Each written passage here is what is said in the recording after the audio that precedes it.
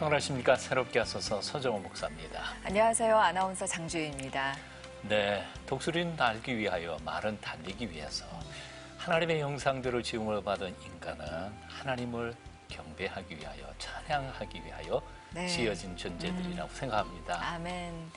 찬양으로 우리 하나님을 기쁘시게 하고요. 또 찬양하면서 우리도 위로받고 은혜받는 거 보면 찬양의 능력은 무한대인 것 같습니다. 그렇습니다. 네. 다윗도 인생 결코 평탄하게 살지는 않았던 것 같습니다. 그럼에도 불구하고 시편 150편 전체 중에서 다윗의 시들이 얼마나 많이 있습니까? 네.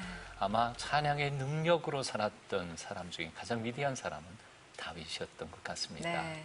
하나님을 찬양하는 일이 이 세상에서 가장 기쁜 일이라고 고백하는 자매가 있어서 오늘 새롭게 하소서에 모셨습니다. 네. 찬양사역 1세대인 어머니에 이어서 대를 이어서 찬양사역의 길에 나선 분입니다. 네네.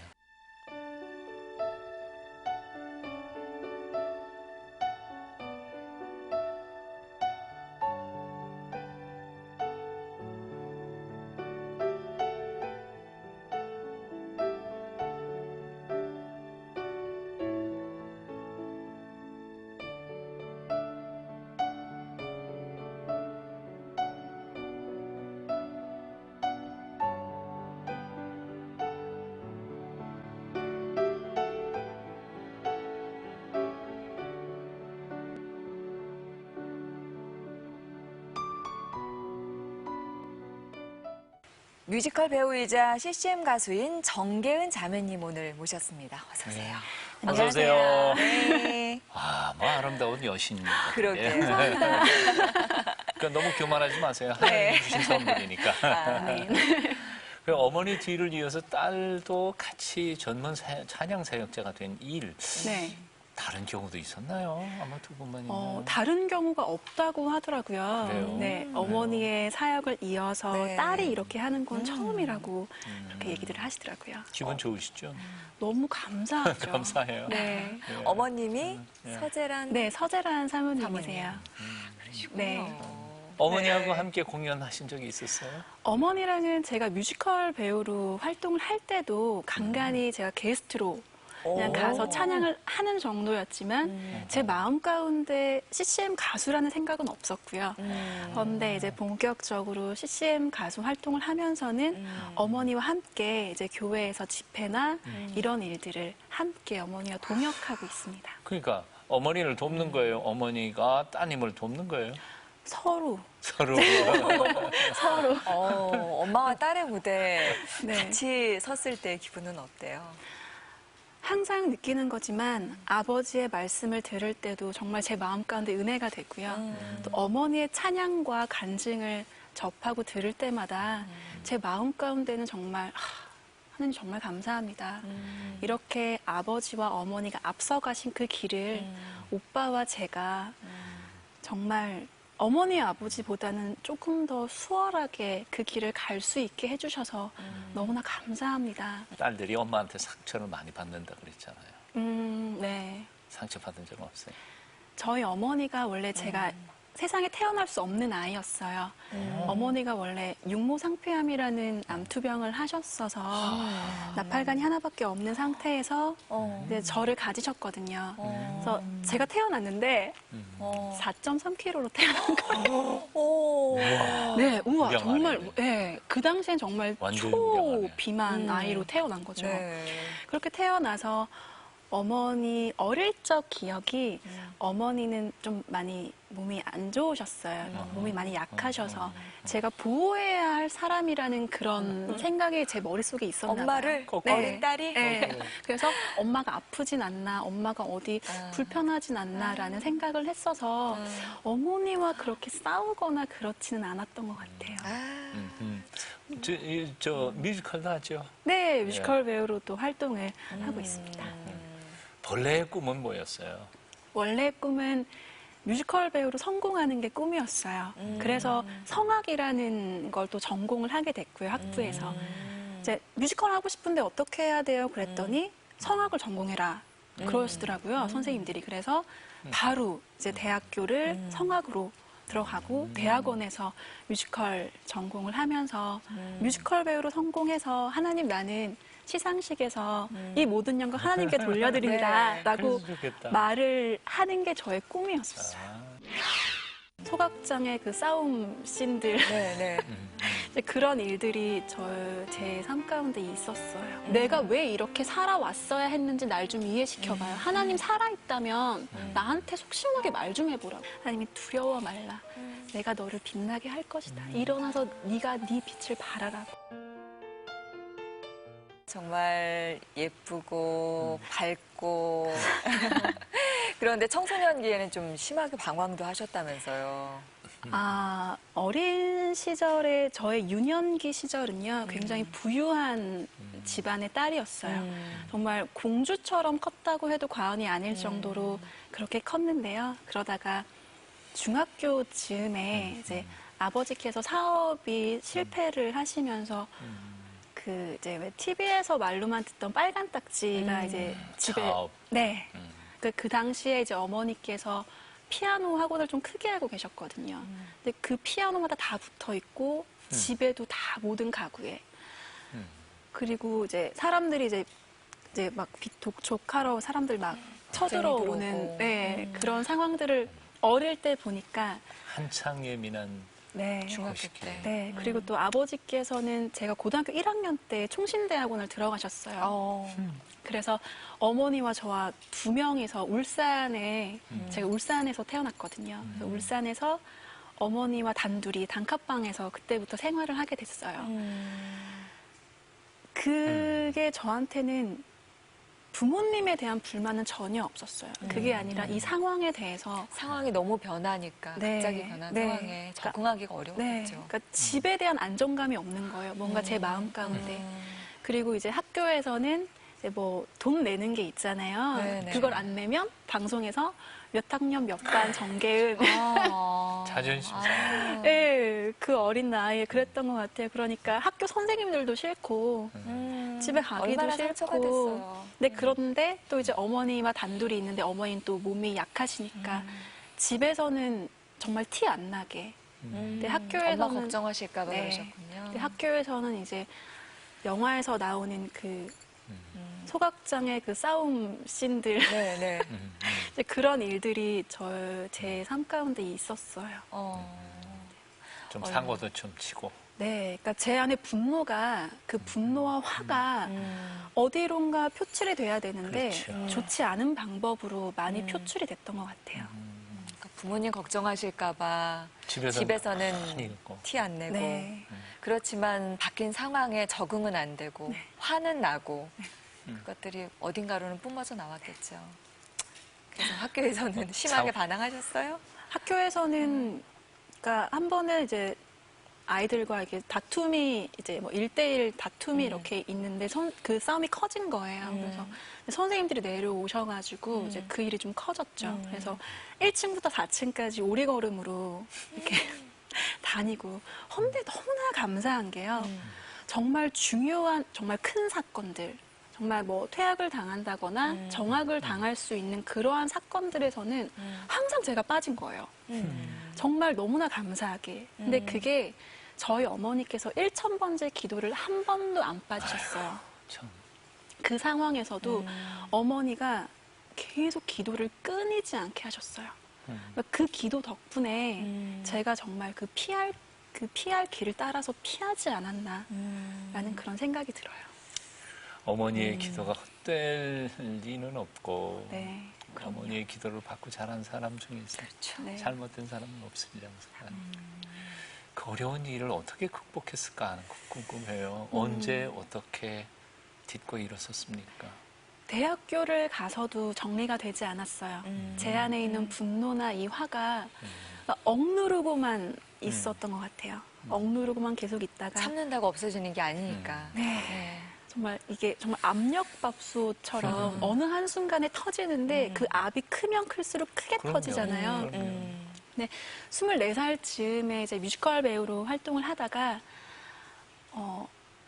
세상 생각들을 많이 했던 것 같아요. 성공해야겠다라는 생각에 한 기획사 대표님께서 접대 문제를 이제 본격적으로 말씀을 하시더라고요. 그런데 그때 어린 마음에 하고 싶더라고요. 근데 그때 제가 작품을 2개를 하고 있었어요. 근데 사이드킥이라고 다리를 이렇게 옆으로 찢어서 딱 떨어지는 동작이 있거든요. 근데 그거를 딱 점프를 했다가 딱 떨어졌는데 4번째 발가락이 5번째 발가락 자리로 들어가 있는 거예요. 그러니까 아예 무대에서 이렇게, 꺾였구나. 네, 발가락이 이렇게 떨어진 거예요. 봤더니 이제 여기가 다 부러지고 발가락이 다 탈골이 된 거예요.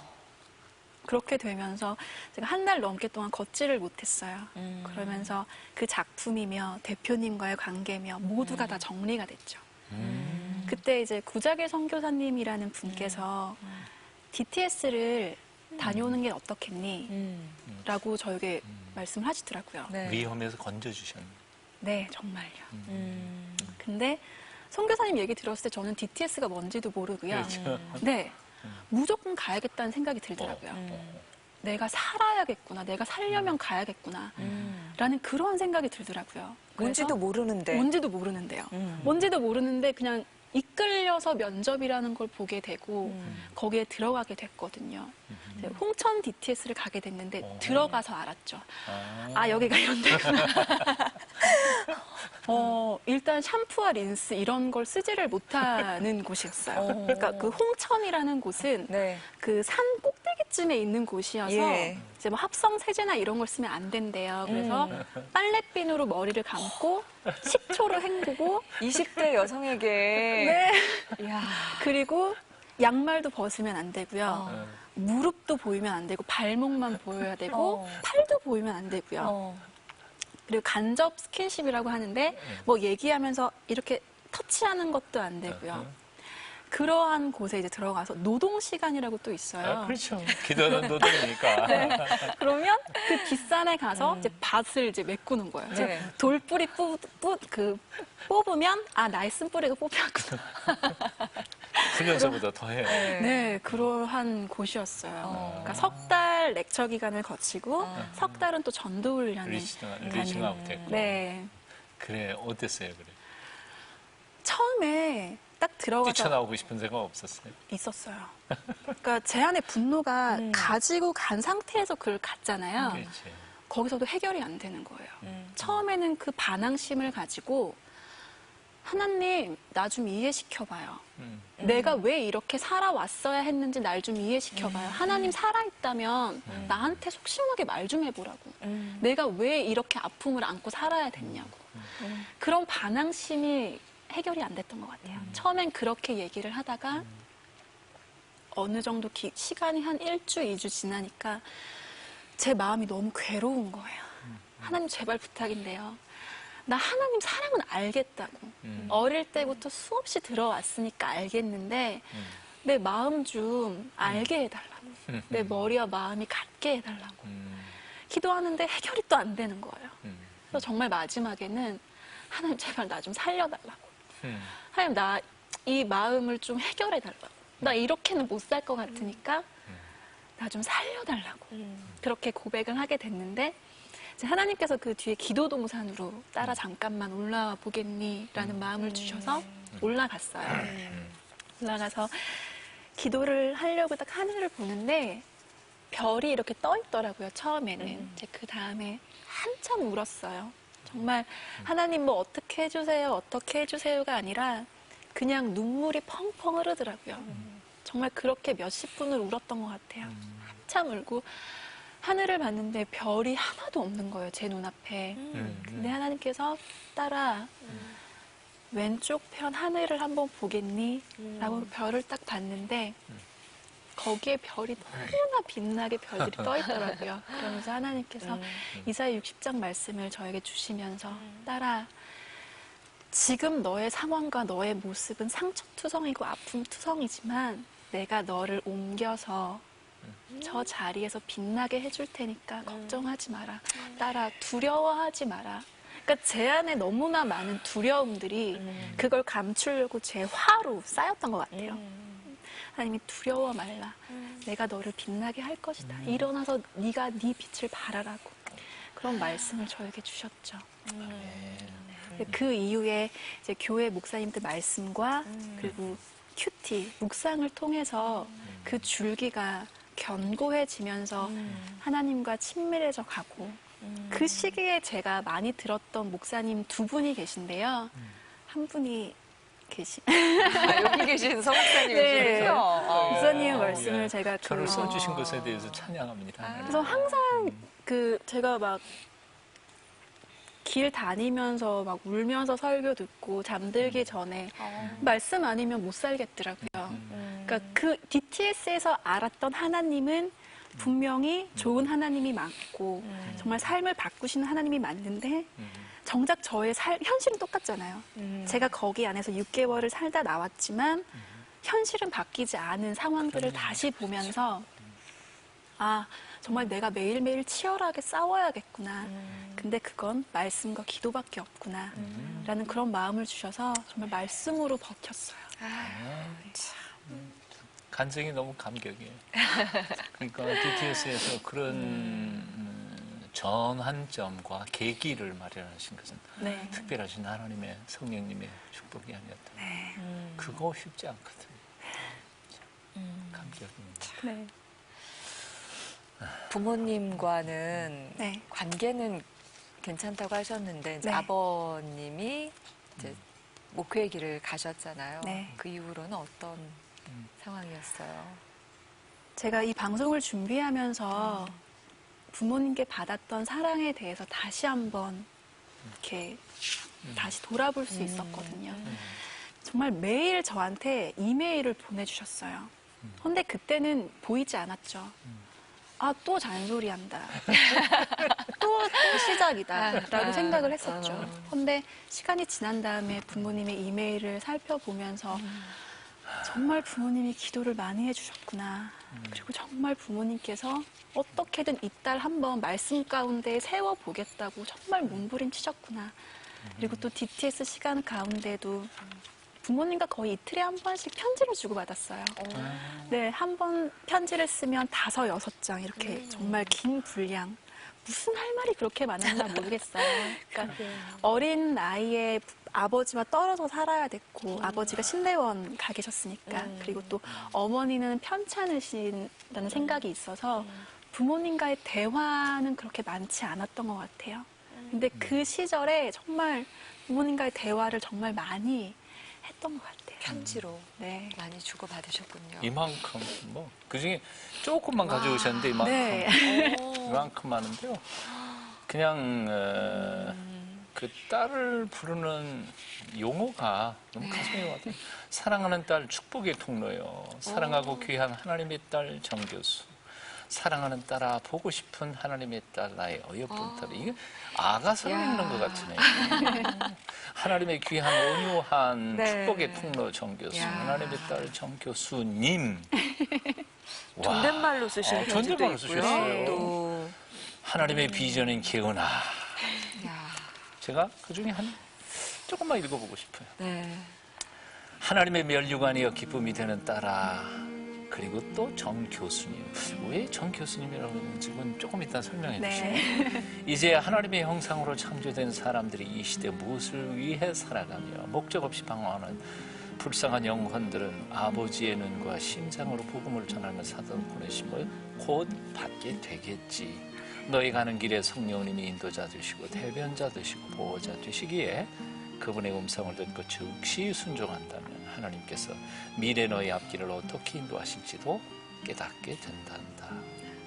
하나님의 보호와 비밀을 깨달아 고통과 눈물과 한숨 속에서 지옥으로 달려가는 그들에게 어떤 마음으로 위로하며 노래를 해야 할지 성령님의 탄식과 소망을 보며 사회와 민족을 변화시켜 보자. 사랑하는 딸아. 나 이거 읽으면서 아유. 회개했어요. 우리 딸한테 이렇게 편지를 주문해야 되는데. 정말 근데 다른 그 아버님이 딸에게 보낸 편지를 보면서 저희도 이렇게 감동하고 울컥하는데 들으시고 보시면서 그래요. 얼마나 그 사랑을 본인은. 느끼셨겠어요. 네. 근데 왜 정교수라고 했어요? 아, 제가 어린 시절에